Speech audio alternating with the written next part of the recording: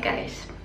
First of all, I want to say that I don't think that internet is all bad, and I think that if we use it correctly, it can bring a lot of different good things into our lives. Just to think about it, we have at our fingertips all the information in the world that we can possibly use, and we spend so much time doing such meaningless things when we could learn so much and we could bring so much value to our life. So I wanted to share with you today some rules that I created for myself so that my use of internet is more productive and better in general, because I noticed that I spend way too much time on such apps as Instagram or YouTube, and that I don't always spend this time very productively. And although of course we need to relax and unwind sometimes and just, you know, watch a silly video or some beautiful pictures on the Instagram, but we can also improve our lives while doing that. And I think that because there is so much variety of what we can do on the internet, we need some sort of regulations. At least I know that I do. So I will share with you some tips and tricks that I use in my own life that improve my relationship with the internet, and I think that they increase my general mindfulness and awareness of where my time goes. So the first adjustment that I made to my life was setting myself some time every day where I check my news feeds of Instagram and YouTube, and I answer to you guys, and I do it twice a day. On the weekends I do it after breakfast and after dinner, and on weekdays I do it after dinner and somewhere in between the day, because sometimes I get tired when I'm at work and I just set myself aside like half an hour to just do all of my social media contributions and checking all the news feeds. I realized that I'm spending so much time just like mindlessly scrolling through Instagram feed looking at dogs and funny pictures. I still do it in these two separate time frames, but definitely spend way less time doing that, and so I have more time to, for example, read or do something more productive at work, and I have less distractions, which is always good. So my second tip is to only follow the accounts that either make you feel good or bring value to your life. I used to follow a lot of different beautiful girls because we all like to look at pretty people, and I was following like a bunch of Victoria's Secret models and Instagram models, and you know, like people who don't really post anything but pretty pictures, which is good in itself, and I mean it's their job and we probably need people like that.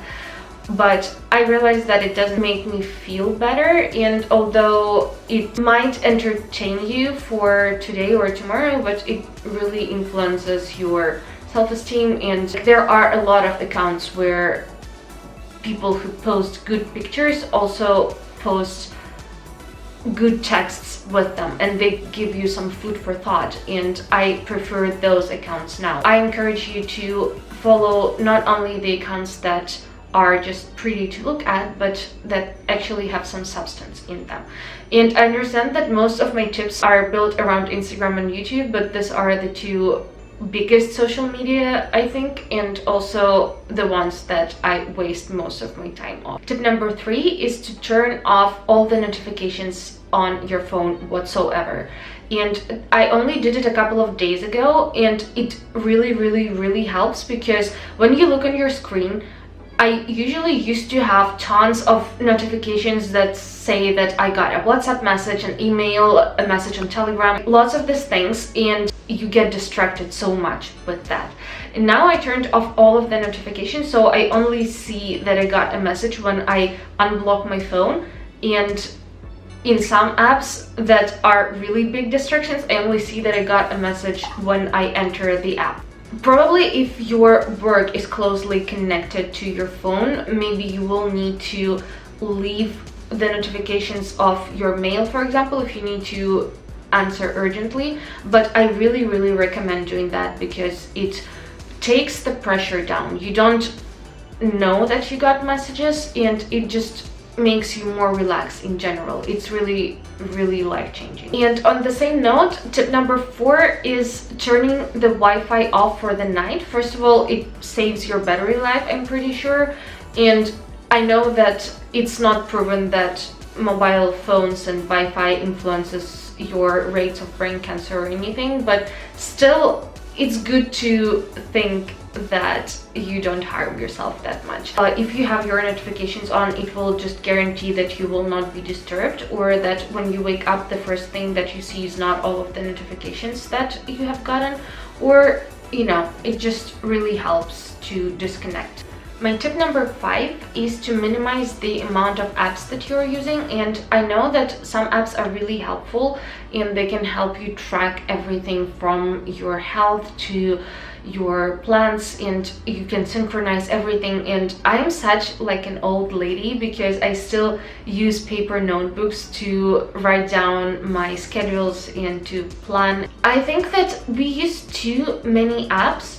And for example, I have 3 messengers, and in some messengers there's only one person whom I know who uses this particular messenger, and my goal is to minimize the amount of these apps. The only thing is that I really have some people in my life who are older and who only use, for example, Skype, so I cannot delete it. Tip number 6, which I personally love because I love learning different languages, and at the moment I'm striving to improve my Spanish and my German, and since I live in Germany it's kind of easier to, you know, pick the language up, and my Spanish is really declining.